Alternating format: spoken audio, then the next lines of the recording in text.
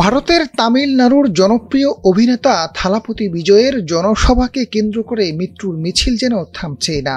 শেষ খবর পাওয়া পর্যন্ত পদদলিত হয়ে ৩৯ জন মারা গেছে। আশঙ্কা করা হচ্ছে হতাহতের সংখ্যা আরও বাড়তে পারে। ভয়াবহ এই ট্র্যাজেডির পর স্থানীয়দের ক্ষোভ অভিনেতার দিকে। এরই মধ্যে গ্রেপ্তারের দাবি জানিয়েছে তামিলনাড়ুর শাসক দল ডিএমকে। হামলার আশঙ্কায় অভিনেতা বিজয়ের চেন্নাইয়ের বাসভবনে কড়া নিরাপত্তা ব্যবস্থা নেওয়া হয়েছে। স্থানীয় পুলিশ সূত্র জানায় সমাবেশস্থলে অন্তত ৩০,০০০ মানুষ জড়ো হয়েছিল। সভাস্থলে দুপুর ১২টায় আসার কথা ছিল বিজয়ের, তবে তিনি ৭ ঘন্টা দেরি করে আসেন। প্রচণ্ড রোদের মধ্যে সারাদিন না খেয়েছিলেন হাজারো সাধারণ মানুষ।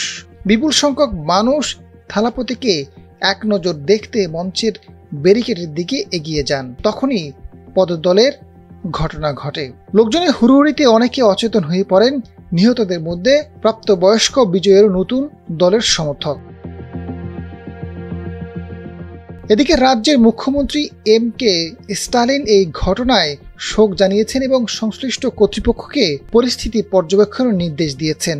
ঘটনাস্থল পরিদর্শন করেছেন রাজ্যের স্বাস্থ্যমন্ত্রী। শোক প্রকাশ করেছেন ভারতের প্রধানমন্ত্রী নরেন্দ্র মোদী। নিহতদের পরিবারের প্রতি সমবেদনাও জানিয়েছেন। তবে তামিলনাড়ুর ক্ষমতাসীন দল ডিএমকে অব্যবস্থাপনার জন্য বিজয়ের গ্রেপ্তার দাবি করেছে। ১৯৭৪ সালে চেন্নাইয়ে থালাপতি বিজয়ের জন্ম। আসল নাম জোসেফ বিজয় চন্দ্রশেখর। ছোটবেলা থেকেই অভিনয়ের প্রতি বিজয়ের আগ্রহ ছিল। সেই সূত্রেই ১০ বছর বয়সে তামিল চলচ্চিত্রে শিশু শিল্পী হিসেবে অভিষেক হয়। ১৯৯২ সালে মুখ্য চরিত্রে অভিনেতা হিসেবে বিজয়ের আত্মপ্রকাশ ঘটে। এরপরে টানা ৯টি হিট চলচ্চিত্র উপহার দিয়েছিলেন তিনি। দিনকে দিন জনপ্রিয়তা আকাশচুম্বী হতে থাকে বিজয়ের। গত ২ দশক ধরে ভারতীয় ইন্ডাস্ট্রিতে সবচেয়ে নির্ভরযোগ্য ও প্রভাবশালী তারকাদের একজন হিসেবে অভিভূত হয়েছেন থালাপতি। তবে ২০২৪ সালে অভিনয় ছেড়ে রাজনীতিতে নাম লেখান তিনি।